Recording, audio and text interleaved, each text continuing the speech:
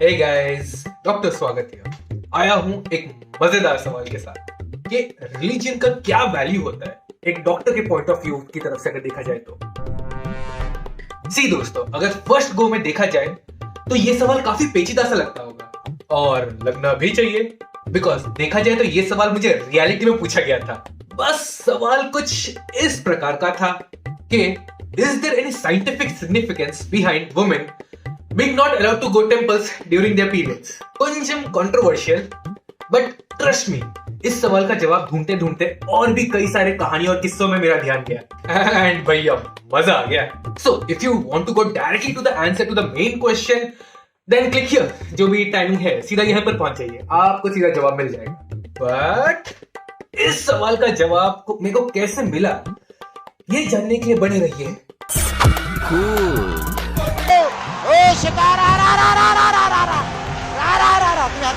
तो देखो दोस्तों, पहला सवाल जो आपके मन में ये आएगा कि ये सवाल मुझसे पूछा किसने और क्यों।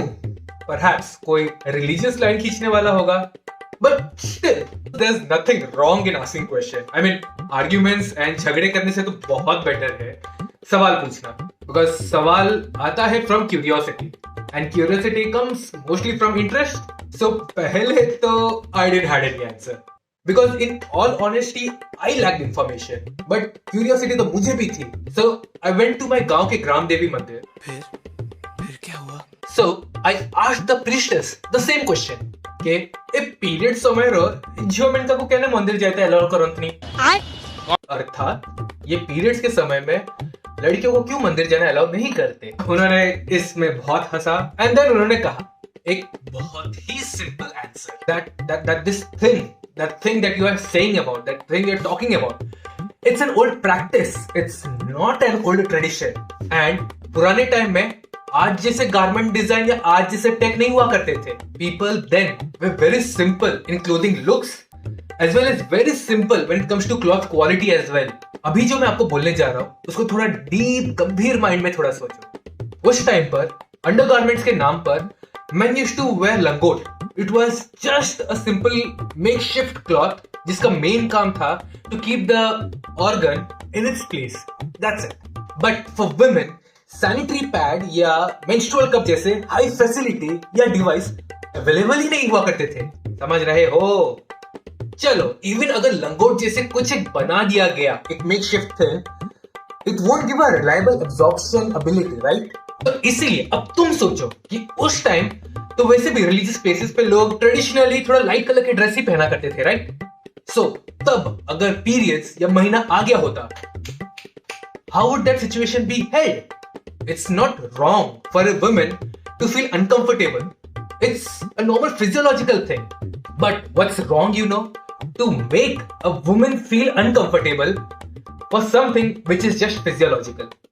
इवन इफ एक लड़की को अनकंफर्टेबल फील नहीं होता, उनके आसपास के लोग unknowingly, I'm not saying voluntarily या जानबूझकर, unknowingly might could have made her feel uncomfortable about it. ना तुम लड़की को दोष दे सकते हो, ना तुम उसके आसपास के लोगों को दोष दे सकते हो। It is a situational thing. Not everybody thinks at the same level or at the same limit. So तब usually the decision maker of the family तो men हुआ करते थे। So they collectively took responsibility that future में अगर कोसना है तो men should be held responsible as it's a men-dominated society. They took this responsibility upon themselves. It's 1,000 times better thing than to make a woman feel wrong about getting periods, right? बात तो सही है।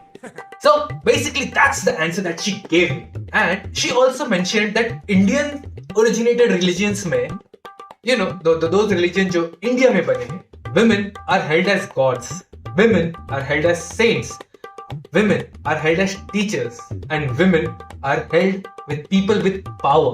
India is a place जहाँ पर लड़का पैदा जब होता है तो वहीं से कुल चिराग पैदा हुआ है, एंड वहीं पर लड़की जब पैदा होती है पता है क्या बोलते हैं? दैट गृह लक्ष्मी आई है, और भी ऊपर पोजीशन दिया जाता है लड़कों से। वेट, सी, एक सेकंड रुक जाओ। I want to say one thing very clearly, that just because I speak for some religion, that doesn't mean that I wish to disregard any other. ठीक है, अब कंटिन्यू करते हैं।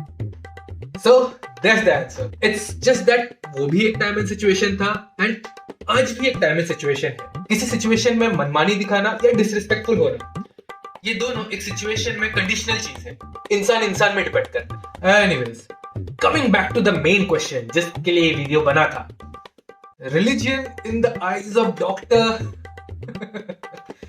to be very honest has little to least value.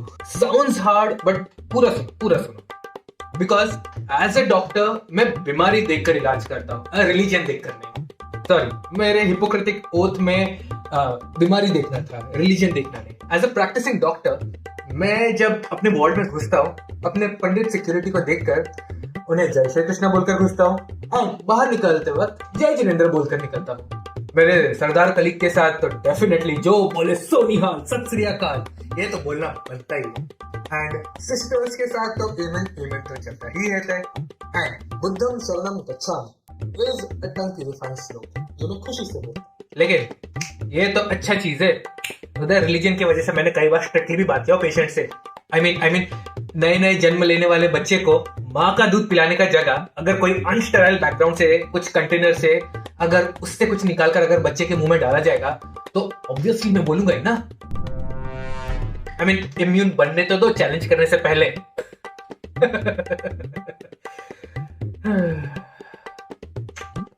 Anyways, Hindu हो, मुस्लिम हो, पारसी हो, जैन हो, सिख हो, ज्यूइश हो, कोई भी रिलीजन के हो, इंसान का शरीर तो सेम ही होता है ना। एज अ प्रैक्टिसिंग डॉक्टर एक चीज आप सबको बता दूं, दैट इंजेक्शन डालने का टाइम है ना, पेशेंट भगवान से पहले माँ को याद करता है, फिर डॉक्टर को गाली देता है, एंड देन उसके बाद एनर्जी बचता है ना, तब वो अपने भगवान का शुक्र मनाता है। That's where God actually stands in human hierarchy. And हम फिर भी लड़ते। चलो, until next time, मिलेंगे दोबारा।